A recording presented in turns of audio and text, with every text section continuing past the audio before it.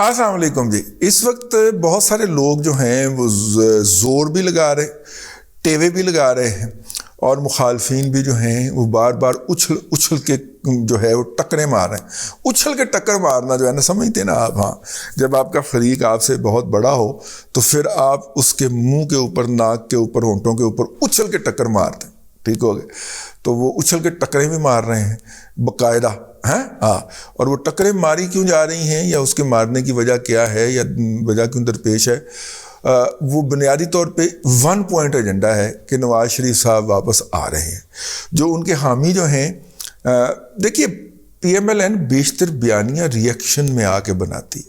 ٹھیک ہے، P T I نے کہا کہ جناب نواز شریف بگوڑا ہو گیا، اور اب اس کی بیٹی بھی بگوڑی ہو گئی، اور وہ دوائی لینے گیا تھا اور وہ پلیٹلیٹ کم ہوئے تھے، وہ واپس نہیں آیا. وہ ہر پوسٹ انہوں نے اس موضوع کے اوپر کوئی 40-50 پوسٹیں لکھ کے رکھی ہوئی ہیں اپنی پوری ٹیم کو، جو بھی ان کی ہزاروں افراد پہ مشتمل ٹیم ہے. وہ کوئی بھی ٹویٹ ہو اس کے نیچے جا کے یہ پوسٹ کر آتے. اب اس کے جواب کے اندر آل پٹوار جو ہے ان کا خون کھولتا ہے، تو وہ اس کے نیچے آ کے جناب میاں صد آئے گا تو لگ پتہ جائے گا، میاں صاحب آ رہے ہیں، میاں صاحب واپس آؤ، میاں صاحب کدو آ رہے ہو. ٹھیک ہے، یہ سیاست نہیں ہوتی، یہ حماقت ہوتی ہے. سیاست اس طرح نہیں ہوتی. میاں نواز شریف صاحب جو ہیں وہ اپنا جو سیاسی چالیں ہیں، کیا وہ نہیں چل پا رہے، اور کیا وہ اس کے ریکوائرڈ رزلٹ حاصل نہیں کر پا رہے.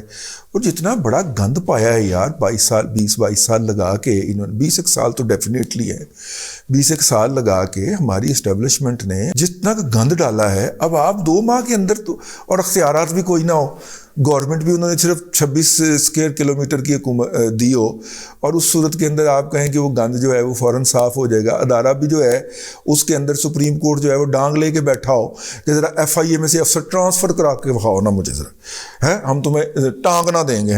ہم خیال بینچ بیٹھ کے ہر چوتھے دن جو ہے وہ یہ آبزرویشنیں پاس کر کے، بلکہ دھمکیاں پاس کر کے، تھریٹ پاس کر کے جو ہے ان کو ریمارکس کے نام کے اوپر پاس کرے، تھریٹ دے کہ تم ذرا ایف آئی اے میں سے کسی کو ہاتھ لگا کے دیکھو نا. ٹھیک ہے نا، فتو کا کو اور اس طرح کے جتنے بھی ہیں ان کو. ٹھیک ہے، تو اپنا اللہ آپ کا بھلا کرے. وہ دھمکیاں لگائے، اور اس صورت کے اندر آپ نے پرفارم کرنا ہو، اور پرفارم کر رہے ہوں تو پھر اتنا کی ہوتا ہے نا، جتنی کی سپیس ملی ہوئی ہے اس میں تو اس نے پرفارم کر کے دکھا دیا نا. ایک گروپ کو تو چلتا کر دیا نا جو اپنے آپ کو خدا سمجھنے شروع ہوئے تھے. ٹھیک ہے، خدا بنے تھے یگانہ. یگانہ چنگیزی صاحب ایک شاعر ہے، ان کا جو شعر ہے کہ خدا بنے تھے یگانہ مگر بنا نہ گیا. ٹھیک ہے، تو خدا بنے ہوئے تھے نا، اینو چک لو، اینو مار دیو، ایلی لات توڑ دیو، ایلی باں توڑ دیو، اسے نوکری سے فارغ کروا دیں، اس کی سکرین آف کریں، اس کی سکرین آف کریں، یہ سکرین پہ کیوں آ رہا ہے، اس کا مائک بند کریں، اس کی ماں کی. اس طرح ڈائریکشن دیا کرتے تھے ماشاءاللہ آئی ایس پی آر سے مختلف لوگ جو تھے. ٹھیک ہے، وہ اس طرح سے آتی تھی.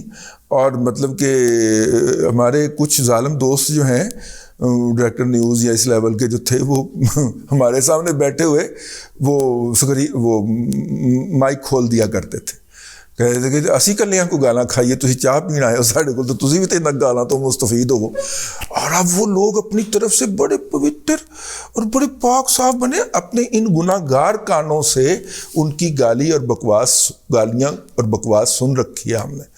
ٹھیک ہے، پھر اللہ تعالیٰ بھی تو بے نیاز ہے نا، اللہ بھی تو مطلب کہ کچھ نہ کچھ کرے گا ان کے ساتھ. یہ تو نہیں ہو سکتا کہ انہوں نے لوگوں کو اتنی گالیاں بکی ہوں، خواتین کو ننگی گالیاں بکی ہوں، اور وہ جو ہے اور انہیں کہہ دیا گیا ہو کہ مائک کھلا ہے، اور اس کے بعد انہوں نے گالیاں بکی ہوں، تو کوئی جواز تو نہیں ہو سکتا نا. خیر، میں جملہ موترزہ آ جاتا ہے نا کچھ، تو پھر بندہ دوسری طرف چل پڑتا ہے. تو ہم واپس چلتے ہیں، واپسی کا جو قصد کرتے ہیں، اور وہ یہ ہے کہ میاں نواز شریف صاحب جو ہیں اپنی سیاست تو کر رہے ہیں، لیکن اس سیاست کے اندر ان کے لیے کوئی زیادہ گنجائش نہیں مل رہی.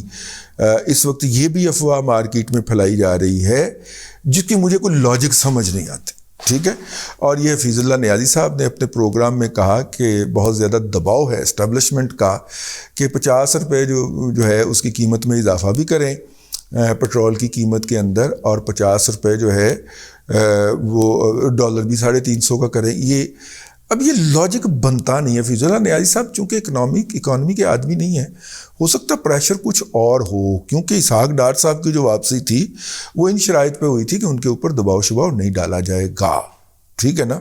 اور اسحاق ڈار صاحب کی واپسی تبھی ہوئی تھی جب جناب اپنا ڈاکٹر نہیں, جنرل قمر جاوید باجوہ صاحب, ویسے وہ اپنے آپ کو ڈاکٹر بھی قرار دے سکتے ہیں کسی بھی وقت, اب تو خیر ریٹائر ہو گئے, لیکن اگر وہ آن سروس ہوتے تو وہ کسی بھی دن اپنے آپ کو ڈاکٹر قرار دے سکتے تھے. تو خیر وہ جو ہے وہ اسحاق ڈار صاحب کی آمد ہی اس بات کی نشاندہی کرتی تھی کہ اب یہ لوگوں کا چل چلاؤ ہے, یہ they are on their way out, ٹھیک ہے.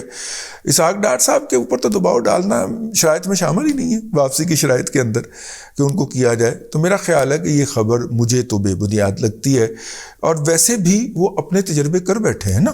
وہ انہوں نے بڑے بڑے ان کے جو ماسٹر مائنڈ ہیں, ماسٹر بلاسٹر شوکت ترین اور جناب حفیظ شیخ, یہ ان کے لیجنڈز ہیں پاکستان کی اسٹیبلشمنٹ کے, یہ فائنانشل وزرڈز ہیں. انہوں نے اپنے فائنانشل وزرڈز جو تھے وہ آزما لیے, ٹھیک ہے. تو وہ سارا کچھ تو کر بیٹھے ہیں. تو اب میرا نہیں خیال کہ وہ اس طرح کے لیول کے اوپر مداخلت کریں گے, اور یہ کرنا ممکن بھی نہیں ہے اور کرنا ضروری بھی نہیں ہے. جب ایک بندہ کہہ رہا ہے کہ میں IMF سے مذاکرات کر کے یہ والی ڈیل ون کر لوں گا, تو آپ اس کو کرنے دیجیے, آپ اس کے اوپر کیوں زور ڈالتے ہیں, ٹھیک ہے نا. ادروائز پھر آپ FATF کی طرح اس کو بھی پھنسا بیٹھیں گے. FATF پھنسا بیٹھے تھے نا, وہ الگ بات ہے کہ ہم نے میڈیا پہ یہی کہا کہ جی آپ کی کوششوں کی وجہ سے FATF ہوا ہے, لیکن ہمیں تو پتہ ہے کہ FATF کس کی وجہ سے پھنسا تھا. کون اس بات پہ پھنسا ہوا اڑ گیا تھا کہ پراپرٹی کا ڈیٹا نہیں ہم نے دینا, اونرشپ وغیرہ کا, اور یہ اور وہ, اور اس کے اوپر کوئی پابندیاں نہیں لگانی. کون پھنسا رہا تھا, ٹھیک ہے نا. ہاں, کون اڑا رہا تھا؟ سب سے زیادہ اسٹیک کس کا ہے پراپرٹی کے اندر؟ سب سے بڑے پراپرٹی کے ویلر اور ڈیلر کون ہوتے؟ تو جو اڑے ہوئے تھے وہی اس کے ذمہ دار تھے نا. تو خیر یہ ہے جی. اچھا, یہ افواہ جو پٹواری جو ہوتے ہیں وہ ریئیکشنری ہو کے اٹھاتے ہیں, وہ بھی ان کے ایک پیور نان پولیٹیکل مخلوق ہونے کی نشاندہی کرتی ہے. میاں نواز شریف جب چاہیں گے واپس آئیں گے, ٹھیک ہے. اور اس وقت ان کا آ کے یہاں پہ بیٹھ جانا اور بے بسی سے ملک کی یہ معاشی صورتحال دیکھنا میری رائے کے اندر ان کو ایروڈ کرے گا. ہاں دیکھیے, پاور انہوں نے واپس لی ہے, اب انہوں نے اگلا مرحلہ انہوں نے طے کرنا ہے, اور اگلا مرحلہ ہے اپنا ووٹ بینک واپس لینے کا, جو کہ بہت سارے لوگوں کے خیال میں چوری کیا گیا تھا, اور بہت سارے لوگوں کے خیال کے اندر فون کر کے, دھمکیاں دے کے, تھریٹ کر کے ان کو دوسری طرف بھیجا گیا تھا. وہ ووٹ انہوں نے واپس لینا ہے, اور اس کے لیے وہ کوئی بھی پولیٹیکل گمک مستقبل کے اندر کرنے کا ارادہ رکھتے ہیں. ڈیفینیٹلی لندن والا بابا وہ ذہن میں کچھ نہ کچھ تو پاک رہا ہوگا. تو لندن والے بابے نے اس اہم موقع کے اوپر اپنی صاحبزادی کو بھی بلا کے اپنے پاس بٹھا لیا ہے کہ اس کے جو پولیٹیکل ریپرکشن ہیں وہ آئیں شہباز شریف کے اوپر, اور شہباز شریف ان کو فیس کرے. ویسے بائی دا وے جو وہ ایکٹیو ہو گئے دوبارہ حمزہ شہباز صاحب, اور انہوں نے مختلف ملاقاتیں شروع کر دی ہیں. مطلب کہ جس دن سے وہ چیف منسٹرشپ سے ہٹائے گئے تھے عدالت کے اندر, اور عدالتی وزیر اعلیٰ ان کی جگہ مسلط کیا گیا تھا, اس دن سے انہوں نے دنیا سے پردہ فرمایا ہوا تھا. پچھلے دنوں انہوں نے ہمارے کچھ دوستوں کو بلایا, اہتمام کے ساتھ انہوں نے اس بات کا اہتمام کیا کہ خاکسار کا نام اس لسٹ کے اندر شامل نہ ہو. تو خیر دوست ملائے, ان سے ان کے ذریعے خبریں ہم تک پہنچ گئی. ہم نے کوئی شکل دکھا کے کوئی نمبر تھوڑی ٹانگنے ہیں, تو آپ کی بڑی مہربانی, آپ نے ہمیں جو ہے وہ نہیں طلب فرمایا. لیکن جرنلسٹ کا یہ حق ہوتا ہے کہ اس کو بلایا جائے. کوئی بات نہیں, سانوں کو فرق نہیں پڑتا, خبر آنی چاہیے. خبر آ گئی, اور وہ جو ہیں کچھ پولیٹیکل لیڈرز کو بھی ملتے ہوئے پائے جا رہے ہیں. اس کا مطلب انہیں کوئی امید بندھی ہے, اور ان کی امید صرف اسی صورت میں برابر ثابت ہو سکتی ہے جب تک کہ میاں نواز شریف صاحب جو ہیں وہ واپس نہیں آتے. اور میاں نواز شریف صاحب, میری جو کیلکولیشن ہے, انفارمیشن نہیں ہے, میاں نواز شریف صاحب کے اب آنے کا مقصد یہ ہوگا کہ مارچ میں الیکشن ہونے جا رہے ہیں, ٹھیک ہے, کیونکہ انہوں نے الیکشن سے 2-3 ماہ پہلے آنا ہے. تو اگر مارچ میں الیکشن نہیں ہونے جا رہے تو اس کا مطلب ہے کہ میاں نواز شریف صاحب امیجیٹلی واپس نہیں آ رہے, ٹھیک ہے، یہ فارمولا آپ نے ذہن میں رکھنا ہے. باقی آپ کی مرضی ہے، صبح و شام روز مرضی کہتے رہے اور جو ہے اپنا یوتھیوں کو پٹواری بن کے جو مرضی جواب دیتے رہیں، لیکن ریئیکشن کے اندر کوئی بھی کیا گیا عمل، رویہ جو ہوتا ہے وہ ہمیشہ آپ کے لیے نقصان دہ ہوتا ہے. ٹھیک ہے، اس کو ان کا وار کرنے دیں، لازمی نہیں کہ ہم نے بھی ان پہ یہی وار کرنا ہے. آپ اپنا وار کریں. اصل لڑائی تو یہ ہوتی ہے، آپ اپنا داؤ آزمائیں، اس کو اس کا داؤ آزمانے دیں. آپ اگر اس کے اوپر اسی کا داؤ لگانے کی کوشش کریں گے تو وہ اپنے داؤ میں زیادہ ایکسپرٹ ہے، شاک ہے. ٹھیک ہے، انگریزی والا نہیں، اردو والا شاک. وہ زیادہ شاک ہے آپ سے اور اس کی زیادہ مہارتیں ہیں.